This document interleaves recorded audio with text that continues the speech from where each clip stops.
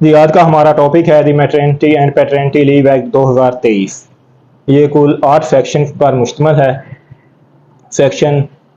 1 में जैसे कि इसका टाइटल के बारे में बताया गया है, the fact shall be called the maternity and paternity leave act 2023 कहलाएगा। इसमें तमाम सरकारी और प्राइवेट अदारे जो वफाकी हुकूमत के ज़ेर अंडर आते हैं उन पर यह लागू होता है। इसी तरह सेक्शन 2 में डेफिनेशन के बारे में ये बताया गया है कि ये बच्चे की क्या डेफिनेशन होगी। बच्चा जो भी प्रेग्नेंट फीमेल मुलाजमा के पेट के अंदर होता है, जिसने अभी पैदा होना होता है। इसी तरह 2B में मुलाजम की डेफिनेशन बताई गई है। कोई मुलाजम वो होगा जो कोई भी शख्स जो उजरत पर काम करता है, ख्वाह वो कॉन्ट्रैक्ट बेस पर हो या परमानेंट बेस पर हो, उसका कॉन्ट्रैक्ट चाहे ओरल हो या चाहे रिटर्न हो, वो मुलाजम की डेफिनेशन में आता है। इसी तरह नेक्स्ट सेक्शन 3 में the maternity leave act, maternity right to maternity leave के बारे में बताया गया है कि ये मैटरनिटी लीव फीमेल मुलाजमा जो प्रेग्नेंट होती है वो अपनी सर्विस के दौरान छुट्टी ले सकती है, और ये जो छुट्टी होगी इसकी पूरी सर्विस में जो वो छुट्टियां करती है उन छुट्टियों में ये छुट्टी शुमार नहीं होगी। और ये जो छुट्टी है ये फुल पे के साथ मिलेगी फीमेल मुलाजमा को। और जो प्रेग्नेंट फीमेल मुलाजमा है, जब वो अपने पहले बच्चे की पैदाइश उसकी होती है तो वो 6 माह की यानी कि 180 दिन तक छुट्टी ले सकती है फुल पे के साथ। और इसी तरह जब उसके यहाँ दूसरे बच्चे की पैदाइश होनी हो तो वो 120 दिन यानी 4 माह तक वो छुट्टियां ले सकती है। इसी तरह नेक्स्ट जब उसने तीसरे बच्चे को जन्म देना हो तो वो 90 दिन तक यानी कि 3 माह की छुट्टियां ले सकती है फुल पे के साथ। और ये जो छुट्टियां होंगी ये इसकी पूरी सर्विस में जो इत्तफाकिया जो मेडिकल लीव या जैसे भी रूटीन की छुट्टियां होती हैं उन छुट्टियों में ये छुट्टियां शुमार नहीं होंगी। क्योंकि अक्सर मुलाजमीन का ये मसला बन जाता है कि जब उनकी रिटायरमेंट होती है उनकी टोटल छुट्टियां काउंट की जाती हैं तो फिर उनको पेंशन के और दीगर मसाइल क्रिएट होते हैं। इसीलिए ये एक्ट में ये चीज़ की वजाहत की गई है, ये जो मैटरनिटी लीव जो लेगी फीमेल प्रेग्नेंट मुलाजमा,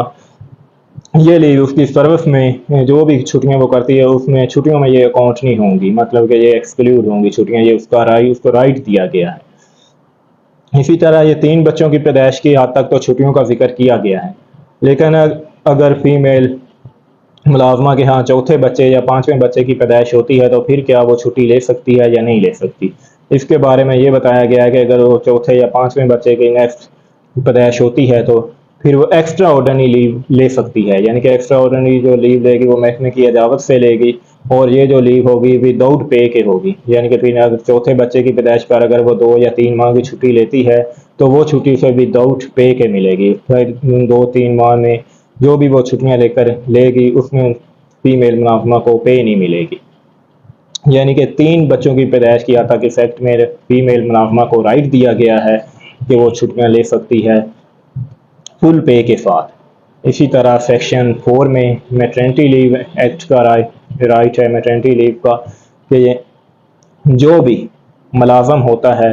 उसकी वो में प्रेग्नेंट होती है तो उस मुलाजम को भी 30 दिन की छुट्टी का राइट दिया गया है कि मेरी बीवी को डिलीवरी है होनी है, प्रेग्नेंट है, तो फीमेल जो मेल जो मुलाजम होगा उसको भी राइट दिया गया है इस एक्ट के तहत, वो भी 1 माह की छुट्टी ले सकता है फुल पे के साथ।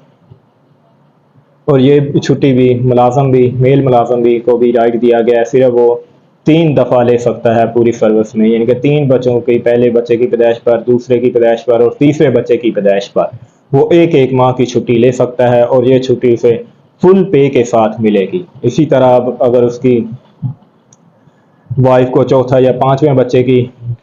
डिलीवरी होती है तो मुलाजम को छुट्टियों की ज़रूरत है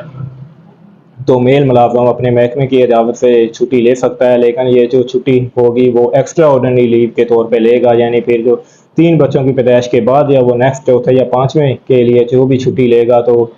1 माह के लिए या उसके ज़्यादा के लिए जितनी भी वो लेगा, जो जो महकमा उसको इजाज़त देगा वो विदाउट पे के होंगी। फिर उस छुट्टियों में फिर मुलाजम को मेल को पे नहीं मिलेगी। यानी कि इफेक्ट में 3-3 बच्चों की पैदाइश तक मेल और फीमेल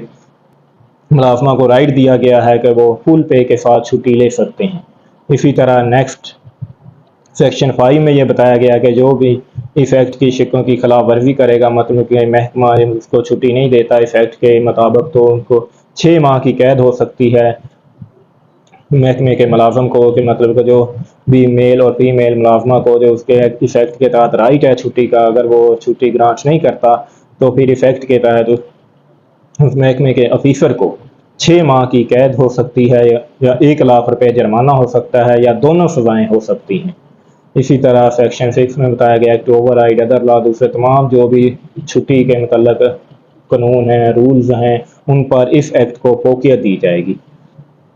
इसी तरह पावर टू मेक रूल्स है सेक्शन 7 में, कि इस एक्ट के जो रूल्स बनाएगी वो वफाकी हुकूमत ऑफिशियल गेस्ट पर नोटिफिकेशन के जरिए शाया करके बनाएगी। इसी तरह नेक्स्ट लास्ट में सेक्शन 8 में है कि रिमूवल ऑफ डिफ़िकल्टी, अगर इस एक्ट में कोई डिफ़िकल्टी क्रिएट होती है आती है तो उसको भी वफाकी हुकूमत स्पेशल या जनरल ऑर्डर के ज़रिए डिफ़िकल्टी को रिमूव कर सकती है। ये हमने आपको बताया कि मेल और फीमेल मुलाज़म मैटरनिटी एंड पैटर्निटी एक्ट के तहत जो लीव ले सकते हैं उसके बारे में हमने आपको डिटेल से बताया, और ये लीव वो 3 बार ले सकते हैं पूरी सर्विस में फुल पे के साथ। अगर 3 बार से ज़्यादा लेंगे तो वो एक्स्ट्रा ऑर्डिनरी लीव के तौर पर ही ले सकते हैं, और वो विद आउट पे के मिलेगी।